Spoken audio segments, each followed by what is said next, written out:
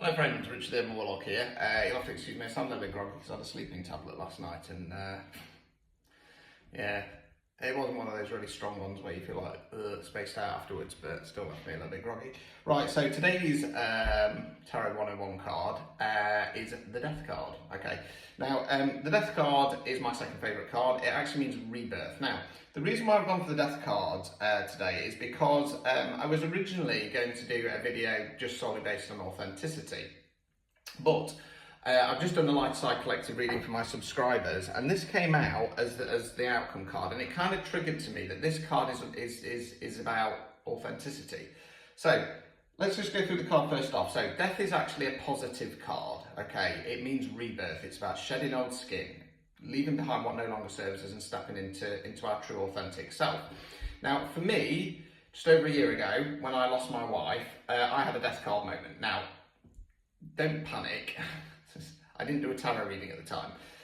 So for me, I used to be quite anxious. I used to be quite reserved. I used to hold my voice back. Okay, I was very shy, timid, and I wouldn't speak my truth. Okay, now after losing Heather, okay, that triggered me like that, and I went, holy fucking shit, life is too short. Okay, I want to grab life by the balls moving forwards, and I want to press forwards with what I want and what I deserve, and that means speaking my truth.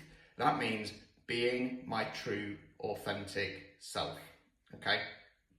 Now, let's just stick with that for a moment. Now, being your true, authentic self it's, right, let's kind of just lightly dust around this. One of the reasons why my style of spirituality has been a little bit anti-love and light, number one is because, like I say, I've taken a lot of heat from people who are love and light, or at least they pretend to. The second is my belief system is balance, or duality, as the word has popped up on occasion. Now, if you're just being on the light side, then you're not being your true authentic self, because you're letting people potentially take advantage of you by not speaking your truth. So sitting back and saying, I'm not going to say anything ever, you know, sometimes there are times to say something, sometimes there's times to stay quiet. Don't get me wrong, I'm not very good at the staying quiet thing because I'm a Gemini rising, but, you know, that's one of my life lessons. But there are times when things need to be said, because unfortunately, if you don't, people who have ulterior motives, people who are wanting to, you know, they're just kind of greedy and selfish, they're just going to run around like spoiled little bullies. And at some point, somebody needs to stand up to them and set the boundaries, okay? Likewise, flip reverse that, okay? If you're somebody who's a bit on the nasty side, who's like living in the dark, and you're saying, well, this is who I am, you know, this is who I am, this is my true authentic self, is it? Because if that's your true authentic self, then people could see that, and, you know, the other thing is, I don't really believe that many people are born evil, and I don't. I believe it's based on experiences and how we deal with trauma. Now, I get, you know, a lot of people have traumatic events in their life and stuff like that. And, you know, for me, like I say, because I am my true authentic self, I'm happy to talk about it, okay? I'm happy to tell people about my life and what I've been through. And again, a lot of people sometimes think that's trauma dumping. If you think that's perfectly fine. For me, it's about expressing that and saying, this is how I got through it, okay? This is how I got through it, and if I can get through it, then you can do too. Now, if you're using that pain and that trauma for bad things, for negative things, then again, you're not being your true authentic self, because in reality, if you were your true authentic self, you face that trauma, you work through it, okay, and then you realise that trauma has changed me. It's not who I am, it's who I've become, it's who I've chosen to become, okay? And I get why people do it. I'm not having a go at people about this whatsoever. You know, going through change and facing trauma is fucking scary. It's really, really scary. And sometimes we have to look back and go, I can't believe I fell for that. I can't believe I put up with that. I can't believe they got into my head that way. But you have to face it. And when you face it, you then go through a purging process, you go through your Death card moment, and you go through acceptance, forgiveness. Forgiveness for them, forgiveness for yourself. Now, some people, and this comes up a lot in my readings, when I'm talking about forgiveness and they go, I just can't forgive that person, I can't do it, okay?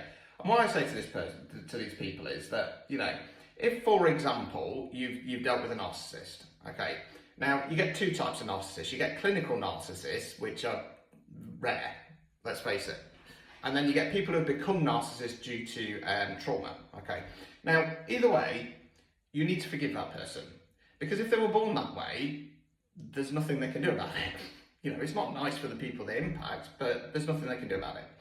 For the other people, you forgive them because they have been through something that has put them into that energy, okay? And you have to forgive them because they are basically in a survival mode and they're lashing out and hurting other people because they're hurt themselves. So you have to forgive them. Now, this is the real hard part that people struggle with. You then have to forgive yourself, okay? And you forgive yourself by going, in my case, it's okay, Richard, you know, there would have been, you know, red flags there would have been warning signs, you know, I'm going to forgive you for being so open and for being so honest, okay? It wasn't your fault, it's not your fault, la la la. And I've had to do this a lot in my life, an awful lot. And it's not nice because you sit there and you think, God, what a fool I must have been. You're not a fool. You're not a fool at all. It's, you know, these things are come to test us. And like I say, I've had it with different situations, with different types of people throughout my life, okay? And in the past, I used to be very much like, no, you know, shit just happens to me.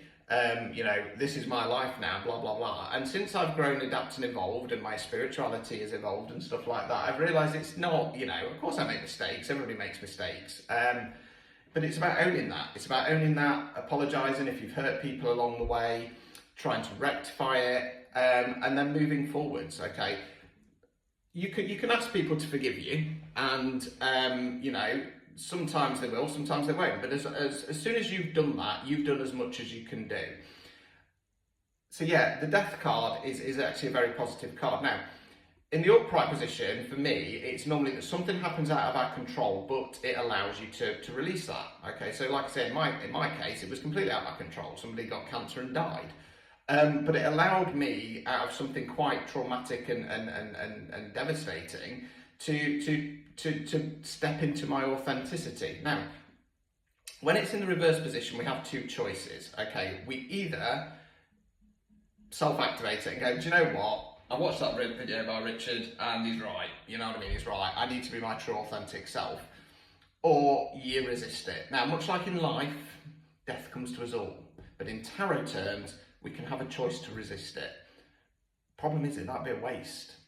Because at some point, you're going to be at the end and you're going to look back and you're going to go, oh shit, I wasted it. And I've got to, you know, I've got to come back again and learn this lesson again. So yeah, true authentic self, okay. The problem is, if you're not being your true authentic self and you're pretending that you are, you're gonna be constantly living in this lack mindset because you know, to come out and change who you are, it's, you know, it's going to look a bit dodgy, basically. Now, what I would say is don't worry about that. Don't worry about that at all. You know, people change, adapt and evolve all the time. Now, like I say, for me, I had the advantage of, you know, if you were to call it that, I was completely triggered into it. And nobody would have turned around and gone, my God, Richard, you're a completely different person that you were. Oh yes, it's because you've experienced a massive trauma and death in your life. But if you're holding back the true authentic self, don't be afraid to step out. Don't be afraid just to change overnight. And if people question it, all you have to say is, I've realised I wasn't being my true authentic self and I want to be happy. I want to move forward. I want to do good things with my life. I want to help people change their lives too, okay? People who don't want to change will resist. They resist because they are not their true authentic self. So yes, my second favourite card, the Death card. We will get to the Two of Cups at some point. I know everybody likes me talking about the Two of Cups, divine counterparts.